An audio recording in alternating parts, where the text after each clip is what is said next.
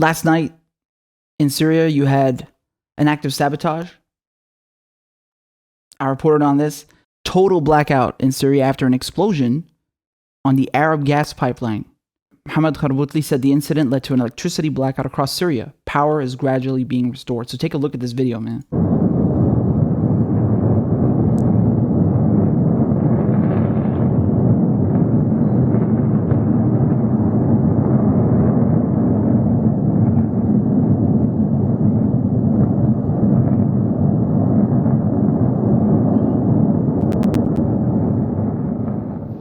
اللي بعوديه دي هو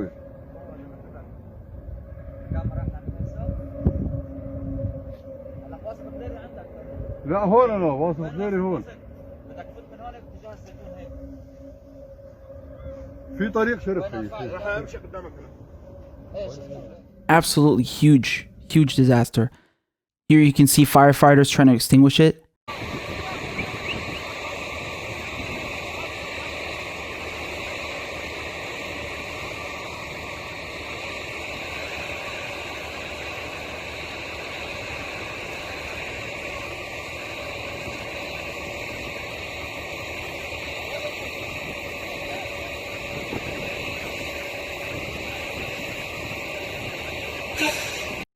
So just to break this situation down to you,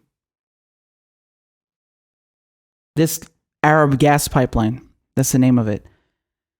It runs from Egypt into Syria, Lebanon, Jordan, and it was an act of sabotage.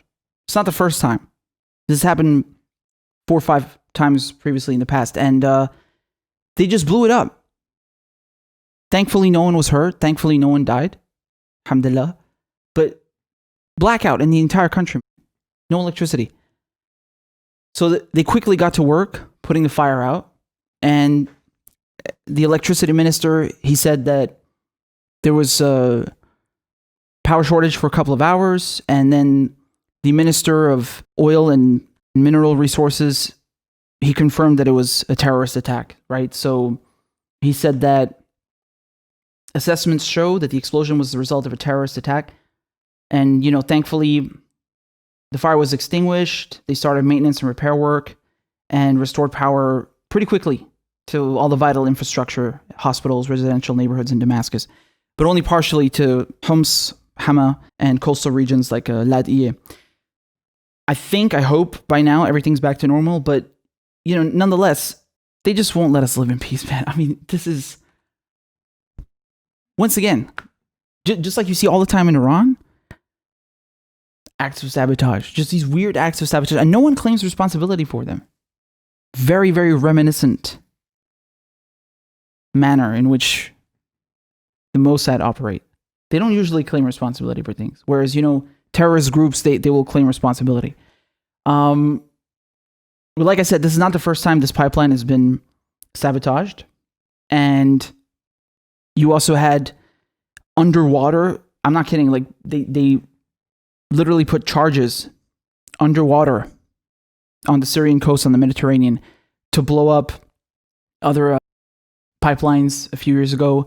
You had all of these acts of sabotage. Just in December, a few months ago, you had 3 drone strikes on an oil refinery and facilities belonging to the Ministry of Oil.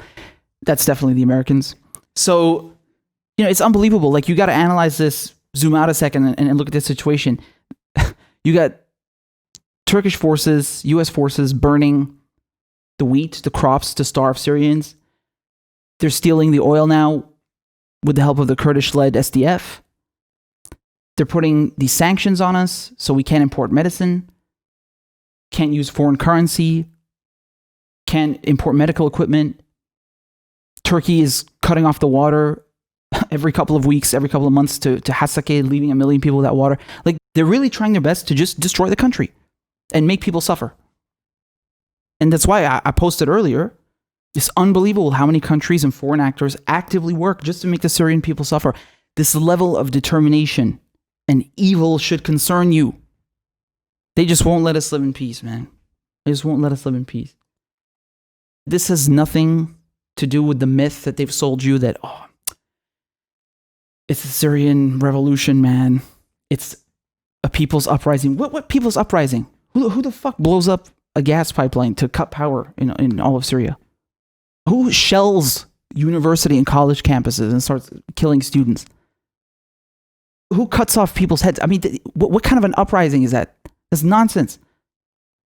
All of this stuff is a scorched earth policy. They just want to burn Syria to the ground, because they lost the war. Their regime change did not work. Most of the country's been taken back. You still have the Northeast occupied by the Kurds in the US and Idlib by the Turks.